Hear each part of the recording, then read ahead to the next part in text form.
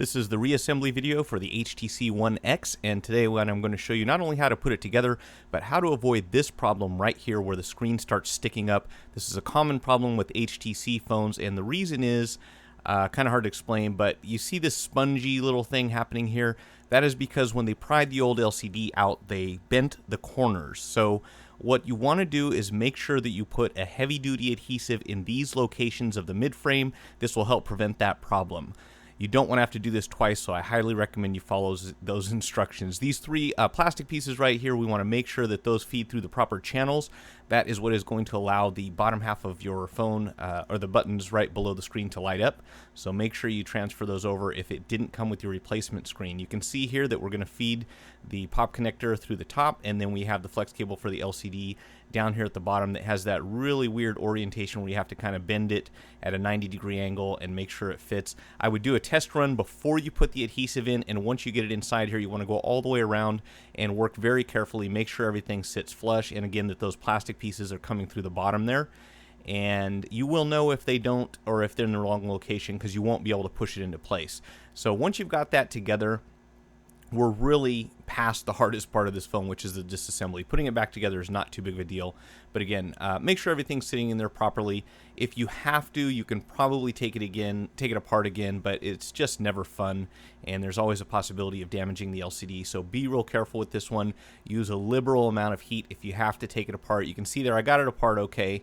That is because I have not pulled the adhesive strips off of this one, and this was the first time that I put this together, so you'll see that I did not put the heavy-duty adhesive in the corners, and that's why I had to redo this. But as long as you've got that first step taken care of, the rest of the reassembly is exactly the way that this video is going to demonstrate.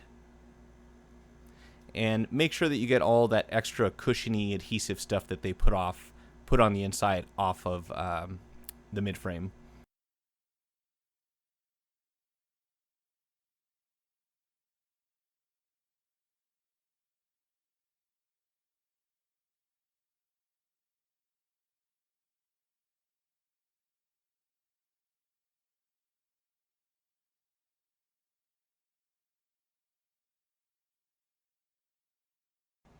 Okay, so after you feed your two cables through, the rest is pretty much downhill.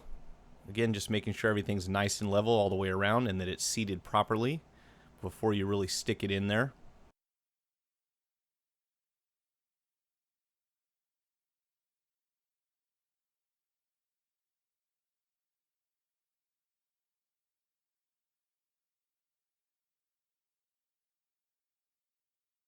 And I'm just kind of double checking, making sure that I can see the plastic tabs coming through the bottom. If you do, be very careful with that flex cable. You shouldn't really have to bend it back the way that I did just now, but it is very sensitive. I had a microphone go bad on one of these before because of that, I assume.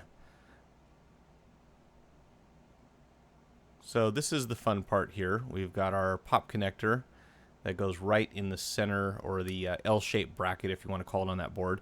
And then we have this cable for the LCD. This is really tricky. I think I mentioned earlier this is downhill. This is actually one of the harder parts. If you move the battery out of the way, you'll have a better method pretty much of manipulating this thing.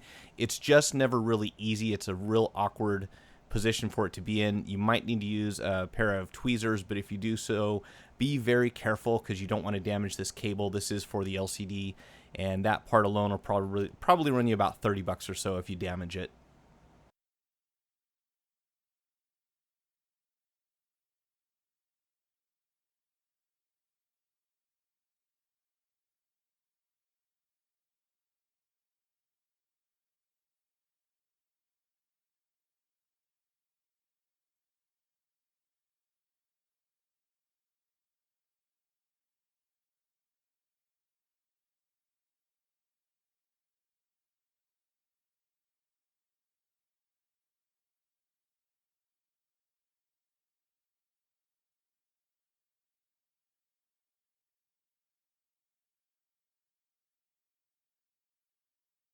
And I'm not poking the cable with the tweezers. I'm actually getting right on the tabs on the edges so that I can kind of push it into position.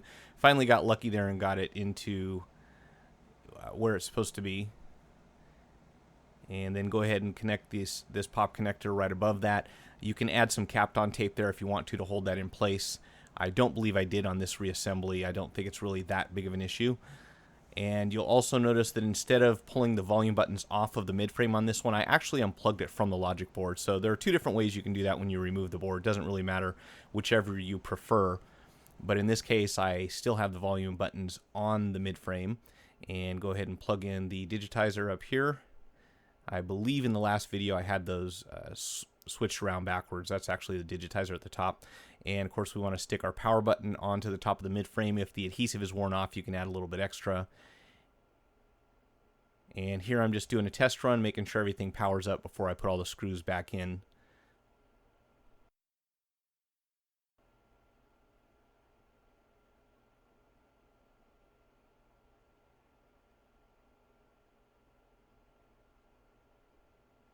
So we've got good touchscreen functionality. I did not break the LCD. We'll go ahead and power down the phone and continue the repair.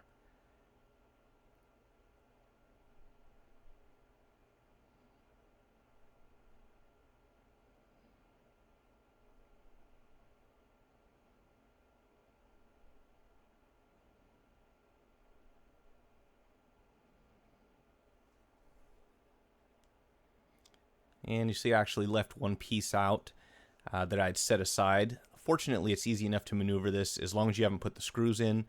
You do have one flex cable here that's going to plug into this side of the logic board, which makes it easy. And I believe originally that's kind of routed underneath those other flex cables. Probably doesn't matter exactly where they go. They're all going to be underneath the battery regardless.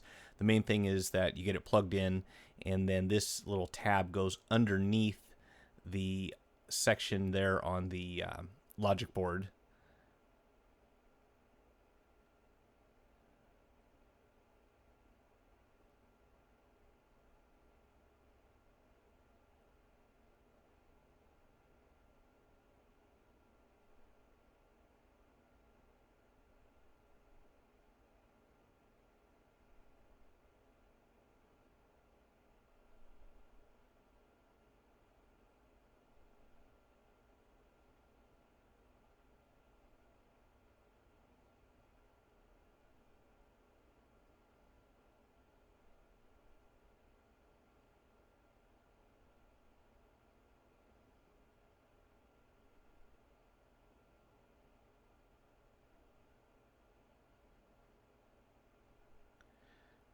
And here we have our antenna wire, which you want to make sure is not covering any of those terminals on the bottom. If it does, you will have some problems with the phone.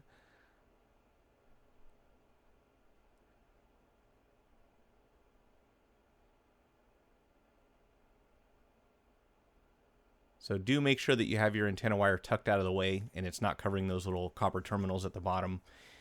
Don't pinch it with the screw, and we can go ahead and add this top plate here that will hold the logic board into place. 5 screws that go into this one.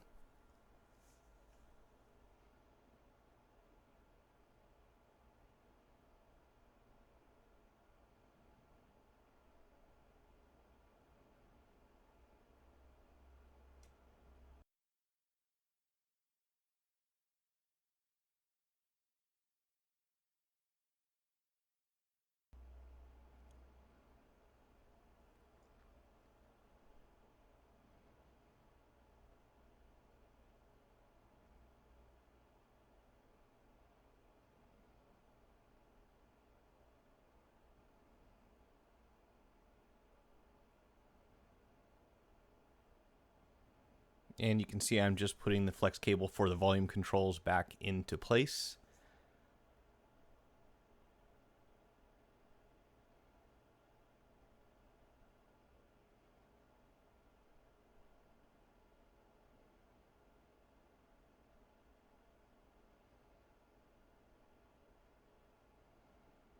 This one is a little bit tricky.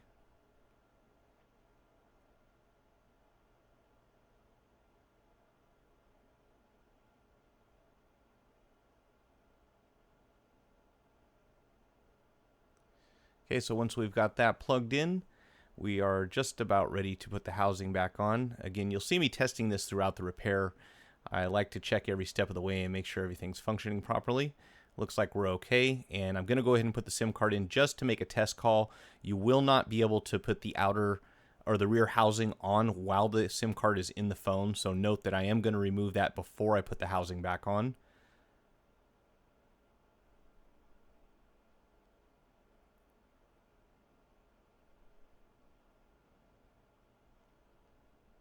And most likely was not able to make a test call because part of the antenna system is in the housing itself. So we'll tuck that in from the top, and there are clips along the edges. Those are pretty easy to snap into place. The part that you're gonna have to put a little effort into is tucking the bottom in very carefully into the housing. But once you get cleared with those clips on the bottom, you can just kind of work along the sides here and make sure everything snaps into place. You will be able to tell if it's not in the correct position.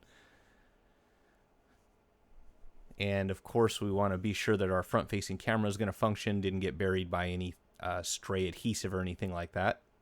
And of course, make a test call, check your proximity sensor, and make sure that the screen does black out during a phone call.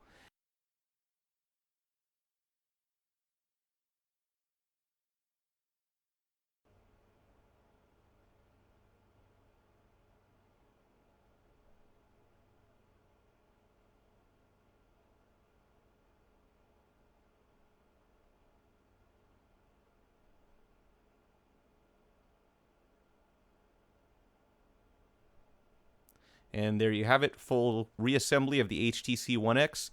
Thanks for watching. If you found the video useful, please hit the like button. Feel free to share this. Subscribe to my channel, follow me on Twitter, and get more information at gocellphonerepair.com/1x. If you're interested in cell phone repair training and certification, visit me at gomdwireless.com/training.